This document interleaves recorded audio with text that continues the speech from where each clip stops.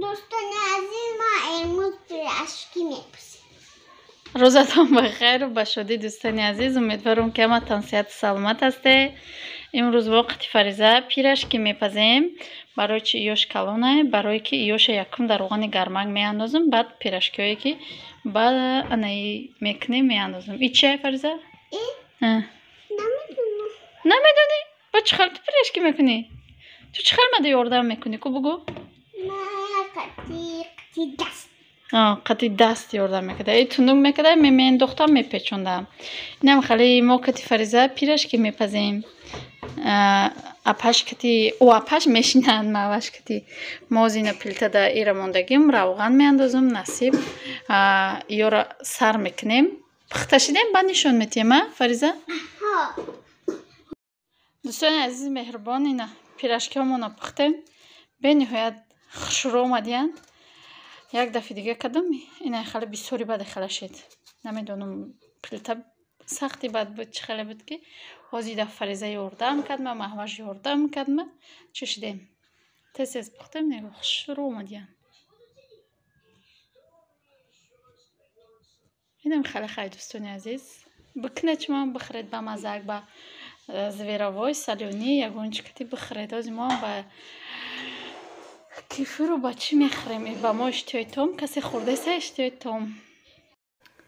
دوستان عزیز و مهربان خیلی که بسیار میدونید من به نهایت جگری را دوست میدارم. ای جمع اومدگیم ممی شوهرم میدونه که من دوست میدارم اومده نشید یکم وقتایی هم خیلی جگری میگیرم میوره.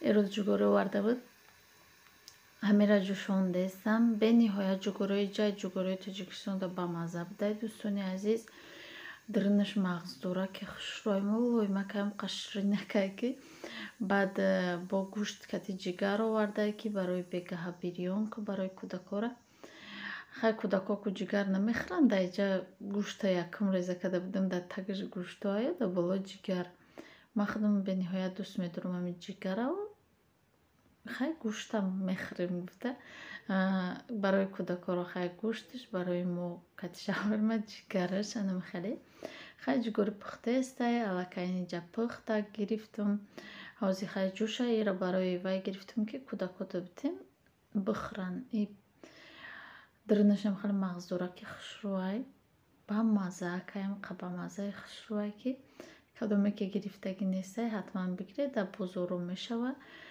به نهایت با مزه کهیم.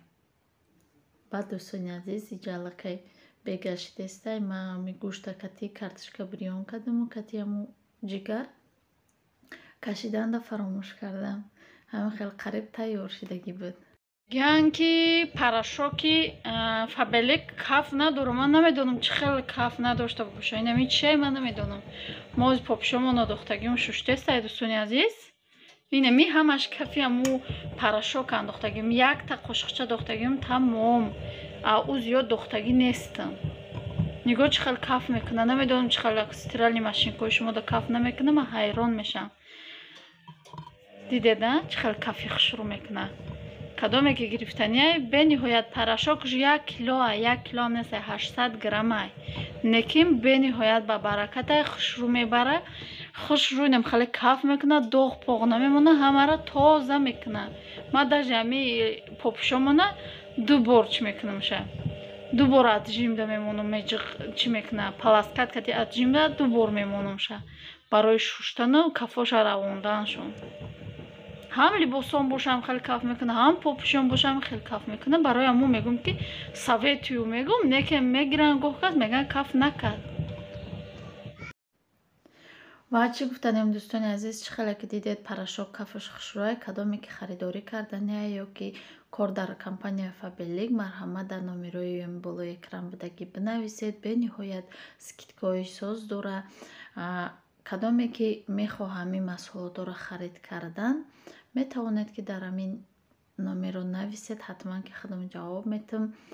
کار در کمپانی به نهایت آسان بوده انشالله که من همین روزهای نزدیک کاتالوگی تمام شد زبانی میبرم بهر شما نشون میتم. ما یگان کاری دشوار نمیکنم چه خیلی که خطانم میدونین ما کودک دارم کارای خونم همشه иншалло ки успеҳ кардестам. Шумо метавонед дӯстони азиз парашок анами парашоке ки дар болоями экран дидестед ҳамира ма гирифтагӣ бидам. Боқӣ сарбаланду хонаобод бошед.